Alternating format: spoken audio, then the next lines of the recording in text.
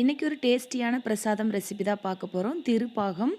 இது சஷ்டிக்கு மட்டும்தான் செய்யணும்னு அவசியம் இல்லைங்க. வெள்ளிக்கிழமை, கிருத்திகை எல்லா நாள்லையுமே செய்யலாம். மெஷர்மெண்ட்டுக்கு எல்லாத்துக்குமே ஒரே கப்பை பயன்படுத்திக்கோங்க. 1 கப் அளவுக்கு முந்திரியை அரைச்சி வச்சுக்கிறேன். அதுக்கப்புறம் 1/2 கப் அளவுக்கு நெய் சேர்த்துட்டு 1 கப் அளவுக்கு கடலை மாவு சேர்த்து நல்லா வறுத்துக்கிறேங்க. நல்லா பச்சை வாசனை போன உடனே நம்ம கொரகொரப்பாக அரைச்சி வச்சுருக்கிற முந்திரி இதில் சேர்த்துக்கலாம். முந்திரி அரைக்கும்போது கொஞ்சமாக பல்ஸ் மோடில் கொஞ்சம் கொஞ்சமாக அரைச்சி எடுக்கணுங்க.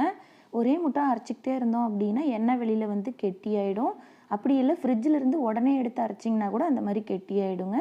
இது மட்டும் கரெக்டாக பார்த்துக்கோங்க. இதை விட சிம்பிளான ரெசிபி எதுவுமே இல்லை அப்படின்னு சொல்லலாங்க. அந்தளவுக்கு ரொம்ப ரொம்ப சிம்பிள்.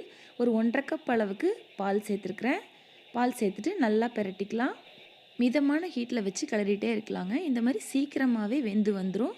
அதுக்கப்புறம் கொஞ்சமாக ஏலக்காய் பொடி, 1/2 கப் அளவுக்கு நாட்டு சர்க்கரை சேர்த்துருக்கேன். இல்லை வெல்லம், கருப்பட்டி எது வேணாலும் நீங்கள் சேர்த்துக்கலாங்க. ஒவ்வொன்றும் கொஞ்சம் வித்தியாசமான டேஸ்ட்டில் இருக்கும். எல்லாமே ரொம்ப ரொம்ப சூப்பராக இருக்கும். இந்த மாதிரி நல்லா கிளறி கொடுத்துக்கிட்டே இருந்தீங்க அப்படின்னா நெய் நல்லா பிரிஞ்சு வருங்க. அந்த மாதிரி பிரிஞ்சு வந்துச்சுன்னா சூப்பரான திருப்பாகம் ரெடி. பாருங்கள், இந்த அளவுக்கு சூப்பராக கிடச்சிருக்கு. ரொம்ப ரொம்ப ஈஸியான டேஸ்டியான ரெசிபி. நீங்களும் கண்டிப்பாக ஒரு முறை ட்ரை பண்ணி பாருங்கள். ட்ரை பண்ணி பார்த்துட்டு எப்படி வந்துச்சுன்னு எனக்கு கமெண்ட் பண்ணுங்கள். தேங்க்யூ ஃபார் வாட்சிங்.